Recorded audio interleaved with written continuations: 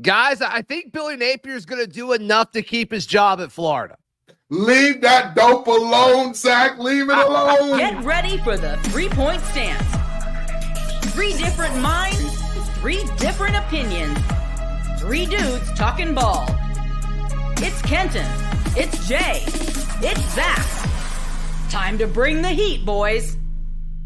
Yes, it's the 3-point stance. Thank you so much for making us your first listen every single day. College football, 3 voices, 3 opinions every single day. Kenton Gibbs, Jay Smith. I'm Zach Blackerby. We got some more teams on Upset Watch. We'll talk about that, as well as who's better in the ACC, Clemson or Miami. We've got differing thoughts there. But Billy Napier, I think Billy Napier is going to do enough to stay at Florida. I think he's going to find a way to go 6-6. And guys, I don't think they fire him if they go 6-6. Can I ask you a question, Zach? Yes. How did Billy Napier get this job? Did he get it because he was promoted? Was somebody else fired? What happened there? He was the hot up-and-coming guy out in the G5, and Florida took the swing at him. Yeah. But the coach can't fill a job where there is no backfill. I'm a recruiter. I know unless you add a position, you can't just bring in a new guy. They fired the last goddamn Mullen. Do you remember what Dan Mullen's record was when they fired him in his fourth and final year? Tell me. He was 5-6. Billy Napier at this moment is 4-3. You know what Florida has coming down the pipeline, correct? It's coming. Okay. 4 games. So Georgia. So you believe? Oh, go ahead, Jay. Go ahead. Georgia, number 2, Georgia. Do you at think number 5, Texas. Win or lose that? Versus number 8, LSU. Win And or versus lose number that 18, Ole Miss, and then at Florida State. Okay, so I see 1-4 out of that. 1-4 out of that would be 5-7. I'll be generous. I see 2-3 out of that. That gives you 6-6, which was what got the last guy fired. And you're telling me that all of a sudden, I'm gonna tell you this: if you're a Gators fan, let's assume they win 2 of those games for the sake of this conversation. That's what I'm saying. Yeah, let's assume they win 2 of them. I'm gonna be generous. You get 2 of those extremely difficult games. You end up with the same record that got the last guy fired. Florida is one of those few jobs in America where 8 wins ain't enough. And you're telling me that now 6 is enough? You telling me he hitting them with the smoky? This ain't enough. Make it enough. You telling me that that's the moment? Florida fans, I'm sorry. Gator fans, I'm sorry. Y'all deserve better. Y'all keep the swamp rocking. Y'all keep the energy going. Y'all have always shown up for this team, but somehow y'all have fallen to a level that 2 SEC guys are going to sit here and tell me 6 wins is enough to keep a third-year coach. Well, with the gauntlet of a schedule that he has, they're going to give him a little grace and mercy, right? I mean, Jay, I think you're saying that with a little bit of sarcasm, but that was the narrative going into the season. It's true. If Napier can just with this schedule and this roster, if they can just make a bowl game, that'll be proof enough that they're taking steps in the right direction. That was the narrative going into the season. That's what the discussion in Gainesville was. Now, context can happen. Like you said yesterday, Ken, everybody has the right to change their mind, and the goalpost of this can move. But I don't see anything glaring that has allowed these goalposts to move. In fact, it all seemed like it was all okay, and they were about to fire the guy like 3-4 weeks ago, and they didn't do it. And so now that's hurt their recruiting because recruits, they don't believe that he's going to be there. And so my whole thing is, if you're going to fire him, do it, because it's not helping anybody with him just staying there. I agree. Get his tail going. I don't understand why we are playing this game. I get it. It's a lot of finances tied up, a lot of money tied up. Baby, you got Florida money. You got it's money. Not real money. Go on and clip them ties and do what you got to do. Play Maxwell Pretty Wings on your way out the door to let them know, hey, I want you to fly on to bigger and better things. But to quote another song, Metallica, No Leaf Clover. I'm sorry, Florida fans, but the light at the end of the tunnel is just an oncoming train, because there is no way that you look at this 5-game stretch they have coming up and say Billy can do anything less. To me, if he wins 3 of these games, hey, job secured. You have pulled off multiple upsets. You have shown that this team is moving in the right direction. And even though, to me, Florida is one of those you need to win more than 8. I'm willing to give grace if those 7 that you win are spectacular. You win some spectacular ones in that 7. We just need more consistency out of that. But in my mind, I don't look at this situation and say, a bowl game is enough. In year 3, in the portal era. And he has had a losing record every season that he's been there. Well, end of season losing record. He finished the regular season 6-6 his first year. Lost in Las Vegas Bowl, made him 6-7, which I don't think that should ever be counted against anybody, but I digress. If he can't get a winning season out of this, or at least 6-6, yeah, there's no way that he could stick around unless they feel like they're just hamstrung by that money, even though we know they're not. It's Florida. They got it. Yeah. They'll have a few people step up if they really want them. And it sounds like that's happened. I'm just confused why it hasn't happened yet. Because if there's some sort of run in Billy Napier, which the other side of this, and people are asking, I can hear them in the comments section now or on Twitter saying like, okay, well, where are these 2 wins? I think those 2 wins are Ole Miss and FSU. If I had to predict, I think they beat Ole Miss and I think they beat FSU. But if they keep it close with one of these other 3 teams, I know moral victories only go so far, but when you're a fan base that's desperate, I do think it makes the guy a little bit harder to fire. Yeah, if they can pull the upset with LSU, Ole Miss, and then Florida State, that's 7. That's 7 wins. That is definitely a possibility. But I don't know if they can pull that off. Now, the blowout of Kentucky kind of pacified some things for people. They have a winning record right now, and what Kentucky did to Ole Miss, it's a possibility. But man, Lagway's going to have to play out of his mind in order for them to do that. Kenton is about to explode. I just want to ask a question real quick to both of you guys. Is it as serious as cancer? Do either one of you or Billy Napier, do either one of y'all have horseshoes? Anybody got horseshoes by any chance? Horseshoes. Anybody got a grenade? Anybody got a grenade by any chance? I do have a horseshoe, but I don't have a grenade. Okay. I can get one. I can get you one if you need. I figured you had horseshoes, Jay. I figured you was that type of guy. But in all seriousness, that's the only place that close counts. What are we talking about? Hey, if he gets close to winning, Florida is not that type of program. I could understand if you're saying, hey, Vanderbilt, if they get close, if they're a 6-win team and they get close, that's enough. Because it's Vanderbilt, with all due respect. Football-wise, this is just not who they've been. If you're talking about, hey, Kenton, if Mississippi State plays them close, they'll do enough. It's Mississippi State, with all due respect, even though some of the success that they've seen recently has been immense. It's different. I get it. You're talking about the University of Florida. And we're saying, as long as they keep it close against the good team. They are supposed to be the good team that everybody's proud to keep it close against. You're in a recruiting hotbed. And you're telling me that your goal should be, well, if we could keep it close with LSU, if we could keep it close with Georgia, if we could keep it close with Texas. Come on, man. Then, Kitten, why haven't they let him go yet? I don't get that either. Know. I don't know. Get. Here's the thing. I'm not mad at them for giving them a full 3 years to say, hey, figure it out. If you can't figure it out after 3, hey, peace be with you, right? Go on about your way. Delays the new guy a year because the biggest issue, Florida's recruiting class is getting picked apart. Like, it's insane. And the biggest problem too is the transfer portal opens and it's a smaller window now. If they don't hurry up and do something now, they're going to be in trouble. That's my thing. Let me tell you something. In the era of the transfer portal, I give a coach grace for 1 year. I give you 1 year of grace. Sure. And then that second year, you need to start showing me something. In the words of Shaka Khan, tell me something good.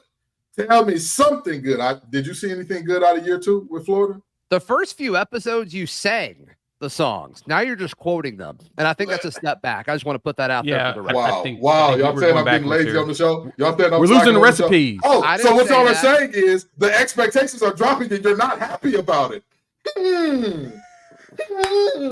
Touche. Oh, this is so interesting. I'm just saying. It's again, Florida fans, I'm so sorry y'all got to hear these 2 SEC guys tell y'all that y'all should be mediocre. Y'all should stick around with mediocrity. I'm not buying it. Not from the Gators. Well, Jay just wants him to get fired so he can be the OC at Oklahoma. That's all he wants. Lord have mercy. Lord knows they need one. We're talking about that before we clicked record. That seems interesting. All right. Is Clemson better than Miami in the ACC? I kind of think they are. Let's jump into that next on the 3-point stance. Today's show is brought to you by our friends at LinkedIn Jobs. When you're hiring for your small business, you want to find quality professionals that are right for the role, and that's why you've got to check out LinkedIn Jobs. LinkedIn Jobs has the tools to help you find the right professionals for your team faster and for free. LinkedIn is not just another job board. It helps you hire professionals that you can't find anywhere else. Over 86% of small businesses get a qualified candidate within 24 hours. That's insanely fast. Hire professionals like professional on LinkedIn. Post your job for free at linkedin.com/LockedOnCollege. That is linkedin.com/LockedOnCollege to post your job for free. Terms and conditions apply.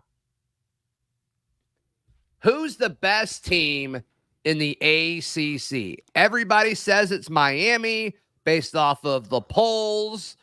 But I think when you watch the games, I think Clemson is a better team right now than the Miami Hurricanes. I mean, I don't think that could be an argument for that. I'm an ACC guy, right? Co-host of Locked On ACC here. And objectively speaking, we have seen Clemson look dominant as Miami has hung on in multiple games. However, I will say this, and I'm gonna really, because I know that there's gonna be some very hot contention about this. At the end of the day, to me, I have to stay consistent with my takes here, and winning games has to matter, right? And I understand Georgia is a buzzsaw, or at least we thought they were coming into the season. I was like, hey, this is an indefatigable, 2 of the last 3 national championships. And the time that they didn't win a national championship, they beat the ACC champ in a bowl game by a ridiculous amount. Yes, that was basically their JV squad because everybody at that point in time either declared for the draft or went to the board, whatever the case may be. But I know that Clemson looks better via the eye test, but I cannot discount what Miami has done as a fantastic team. Miami has a very big Achilles heel and weak spot in that, hey, that defense needs to be able to tackle. You need to do something beyond Ruben Hurricane Bain and Ezador and CJ Clark and company up front. You need to have something beyond that first level defensively, which Clemson has shown that they have. Yeah. But again, Miami, it just seems like one of those seasons where they can do it, where they can show up, where they can show out. They keep it close. Yeah. Jay, Clemson or Miami, would you say? I'd have to go with Clemson only because they're winning every game with style points. That loss to Georgia to start the season was really bad. Like, it was horrific. We all thought that Clemson was cooked at that point. They were done this season. But since then, they've rattled off a beautiful run of just blowouts, just about every team except for Florida State, in which technically you can consider 29-13 a blowout on the road. And right now, the game that's going to test them, they got Louisville this week, and then they've got Georgia Tech, and then Pitt. Miami doesn't have that run left. They have Florida State, which they should destroy because Florida State has been worse every week over week. Yeah. Duke, Georgia Tech, Wake Forest, and then at Syracuse. Now, that Syracuse game could be a quote-unquote trap game, but at this point, Miami and Clemson should both finish the season undefeated in conference and see each other in the ACC championship game. That, to me, is going to be where we can determine who is the better one. But at this point, style points is going to Clemson. But as Kenton said, you can't discount actually winning every game. You got to respect the W. So, Kenton, I think style points, Clemson got it, though. Yeah, your co-host, Alex Dono, shockingly, disagrees. He also hosts Locked On Canes. The Miami Hurricanes are the best team in the ACC. One of only 2 unbeatens left in the conference along with Pitt. But unlike Pitt, the Hurricanes have the top offense in the entire country at 577 yards per game. 388 passing yards per game leads America.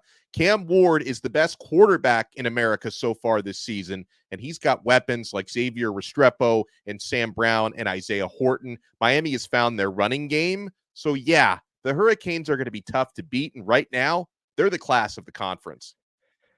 I mean, once again, like you said, the games have to matter. The production is there, but if these two teams were to play each other on Saturday, which sadly they don't, it's a great slate of college football, but those two teams are not playing each other, sadly, I would pick Clemson, and I don't care where the game is played. Yeah. Clemson would be favored in that game, and I understand why. Miami, like Donald talked about, Cam Ward has been as good as anybody in the country at the quarterback position. I don't think he has played himself into some money which is what I said he should have done in the first place. Thank you for taking my advice, Cam. When they was thinking about coming out last year, and I'm like, do you not see this quarterback class coming down the pipe next year? Them boys are mid, backwater, terrible. And lo and behold, it's exposing itself now to where him and Shador are the only guys talked about as big-time guys. Now, with that in mind, you watch Cam Ward do what he does. You watch those two big backs. I mean, massive human beings. They have over 450 pounds of running back between their top two guys. Just take a second and think about that. That's a lot. A second. You got Martinez about 230 coming downhill, and then Fletcher's like, hey, I'm the skinny guy at 225. Then the boy look like he a Bo-Berry biscuit away from 230 himself. So, True. you know, you're looking at a situation where offensively, I have not a doubt in the world about Miami. And that team is a team that I believe if they can keep it close, they can always strike late because they have a quarterback that I'm always going to believe in to strike late. The only problem is, can you keep it close against Clemson? Clemson is not going to play that track meet the 60 game that they've been playing and they've been winning. So I understand why you would give them the favorite. But again, to me, Miami is a team that I don't think they're so much worse than Clemson that they can't keep it close. And if they keep it close and it's about quarterback, Miami's got a decided edge in that game. Hey, I want to run this past you. So on this is like Virginia's coverage on Sports Illustrated. So take that for what it's worth. But Matt Newton put together his weekly power rankings. Clemson at 1. That's fine. He has SMU at 2 over Miami. That's a choice. I thought so. Just wanted to run that. That was a y'all. level of disrespect that I did not expect. Now, just wanted to run that 3-0 in conference. Yep. See, that was the appropriate reaction that I was expecting, but I just wanted to put it out there to see if we needed to bring SMU into this conversation. Clearly, I did not. I'm glad I didn't. Here's the thing. I do think that SMU and Pitt deserve more love in this conversation. I see Jay with his fake slide shirt on, you know, because he's a big Pitt guy. Jay Smith. The only two teams that Jay loves is his Longhorns and the Pitt Panthers, you know. But in all seriousness, I sit here and I say to myself, even though those teams belong in the conversation, I'm not sure that I would give them that respect as a 1 or 2. Even with Pitt, again, I like to be consistent and say the wins have to matter. But again, I have not seen a quality of win combined with quality of opponent that I say, hey, it makes sense for them to be here in this conversation. But again, Pitt is going to have the opportunity to make that happen. They've got Syracuse this week on Thursday. So we didn't got to wait till the weekend. They're going to have the club going up on a Thursday and have us ready to see whether or not they're the real deal in taking on Kyle McCord and Syracuse. Yeah. I think you can make the argument that there are a handful of ACC teams on upset watch this weekend. I want to jump into that in just a moment right here on the 3-Point Stance. Hey, college football fans, you can start the season with big returns on FanDuel, America's #1 sports book. So if you get the hunch in the middle of the game, you want to check out some spreads and some lines, you want to see play-by-play, you can see all of that in the exact same place where you see your bets. So, like, for example, we're talking, you know, this ACC teams right now. There's some good ones. We've got Illinois. Looks like they're like a 20-point dog on the road over there in the Big Ten. And Missouri's a 13-point dog against Alabama. So if you want to go in there and see if you can try your luck or go make some money, you can get started with $200 in bonus bets guaranteed with your first $5 bet. Go to FanDuel.com. Thank you so much for making the 3-Point Stance your first listen every single day. All right, who's on upset watch this weekend? Let's start things off with SMU heading to Duke. SMU an 11.5-point favorite. Is SMU potentially on upset watch this weekend? Vegas is giving you some money. They're not covering 11.5 in Durham. And don't get me wrong, I'm not saying that, hey, Wallace Wade is the most rockinest stadium, because I saw an undefeated Duke team take on an undefeated Notre Dame, and that spot still had space for more than just us three to come up in that thing. So I'm not saying that it's a ruckus environment, but I'm saying that's a ruckus defense. Manny Diaz has learned his lesson from the first time around as a head coach. That defense is swarming. The offense is suffocating. I think Kevin Jennings and company get it done, because I do think that they did. You know, they talked about their receiving core coming into this season, and they said, hey, we've got the best returning receiving core in the ACC, which they have proven. And their offensive line and defensive line have held up well. SMU is one of the stingiest teams in the nation, let alone ACC in terms of stopping the run. Who the hell could have thought that a G5 team moving up to the Power 4 would be able to say, hey, who stops the run better than us? Nobody. But here SMU is with that ability. So with that in mind, I think that SMU wins this game, and I think that it is a close one, but I think they win because, again, those Mustangs are giving up 87 yards a game on the ground. That's crazy. Them boys are absolutely balling defensively themselves. I think they win. I don't think they cover 11.5. Yeah. Go ahead, Jay. I was going to say, yeah, I think 11.5 is a little too much for that just on the road. But SMU's offense has shown some explosion at moments, right? They went to Stanford, beat them 40-10.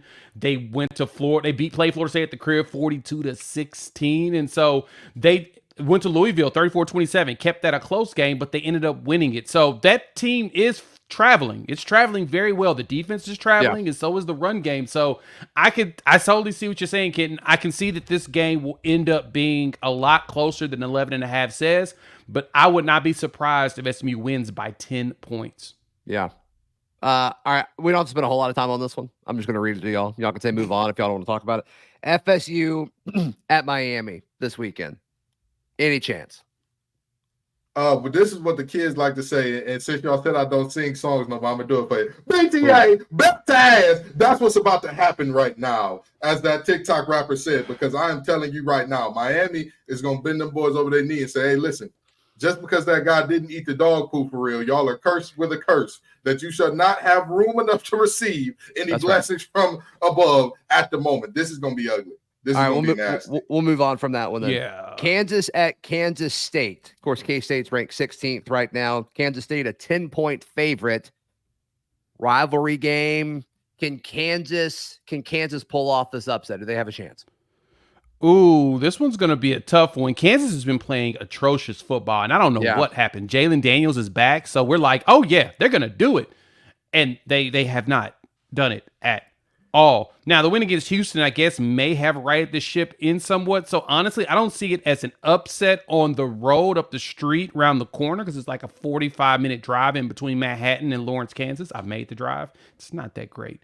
But I'd say that I do think that Kansas can at least cover this spread, but I don't see them outright winning this at all. Okay. Any chance for the Jayhawks? Kenton? Sunshine, sunshine. Avery Johnson, a.k.a. Sunshine, is going to run all over these boys. Fun fact about Kansas State, they have not played a game that is within 2 possessions since they got drugged by BYU. That's the last time that they played a game where either they lost or it was within 2 possessions. Oklahoma State, 20-point win. Colorado was a 3-point win. That was a game-winning throw.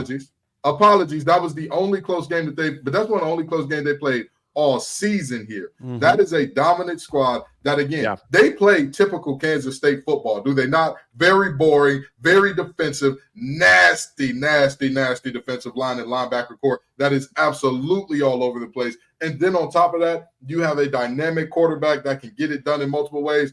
Kansas has got no shot. I would love to say Rock Chalk Jayhawk because that's one of my favorite chants. You know what I mean? I don't have a particular affinity for Kansas. I just like saying Rock Chalk Jayhawk. But in this one, the little apple prevails. Yeah. It's up there with like the War Eagles, you know? All right, last one. Number 3, Penn State. I got to bring up your favorite team, Ken. Number 3, Penn State on the road, heading to Wisconsin. They're just a 6.5-point favorite. I think Wisconsin, based off of the Wisconsin content I've consumed this week, that they feel fairly good about this one. And I think that's interesting because I think they got a shot. Oh, go ahead, Jay. No. Go ahead. All right. Well, I'm going to tell you this much, okay? T-Pain said he was going to put you in a mansion somewhere up in Wisconsin. And I can tell you this right now. The Wisconsin Badgers can go ahead and go to that mansion this weekend because they don't have much of a shot against Penn State. With all due respect, Penn State is a really, really good team against really mediocre teams. Against really, I'm not budgeting. I'm right there beating up against the door of being a good team on that great team level. They're really good against those teams. This is where James Franklin makes his hay. This is where James Franklin says, hey, everybody, look at me. We're really special. And that's why I just don't see a world where that very slow, grind it out, slug it out kind of way that Wisconsin wants to play football wins here. Because I think Penn State can get in a rock fight with you. They just can't keep up if you have actual weapons. If you have actual dogs all over your skill positions, that's where Penn State gets left behind in the dust. So in this game, I think they'll be just fine. Yeah. I think Wisconsin pulls the upset. How about that? Kawhi Walker has run for 198 yards against Rutgers on the road. Northwestern 126 yards on the road and 3 touchdowns combined for both games. Actually, all 3 came against Rutgers. I think that Wisconsin is putting together something special, and all they're going to do is beat up on Penn State. Now, Penn State is a physical squad, and they have proven that they can play physical. Wisconsin's at the crib too, and you know that crowd actually does show. They've shown up for years, even in mediocre years. They show up like Nebraska. Both of them have these massive seas of red that just populate because these fans just love football and they love cold weather. I don't understand the enamor with that, but I digress. I think Wisconsin can pull this off. I think they're going to go out there and they're going to muscle them, and they're going to force Drew Allard to beat them. And I think their secondary is good enough to, stop that from happening. I think Wisconsin has a chance at 6.5 of pulling an upset. Yeah, I think they do. I think they do have a chance. I don't think they win, but I do think this is close at some point in the second half, and we'll see if Wisconsin steps up or if Penn State trips over itself. I think both of those things are possible. I wouldn't be surprised by Wisconsin covering. I wouldn't be surprised by Wisconsin covering at all. But again, I don't think. Now, the way you just talked about that, you made it sound like it was going to be like a 30-point game. No. I don't think this is going to be a blowout. I don't think. No. This ain't a BTA. No BTA. Okay. No BTA. No in this one. This is going. Like I said, I think that this has a potential to be a rock fight. To me, I see this being anywhere from 3 to 14-point win for Penn State. Either one. Got it. All right, so we agree on most of those. Which is super, super boring. Our apologies. Hey, please, thank you so much for making us your first listen every single day. For your second listen, go check out our buddy Spencer McLaughlin, host of Locked On College Football. You can check him out on the same YouTube channel or the same podcast feed. For Kitten Gibbs and Jay Smith, I'm Zach Blackerby. This has been the 3-Point Stance. Too bad we didn't agree on Florida because y'all trying to get them boys to lose.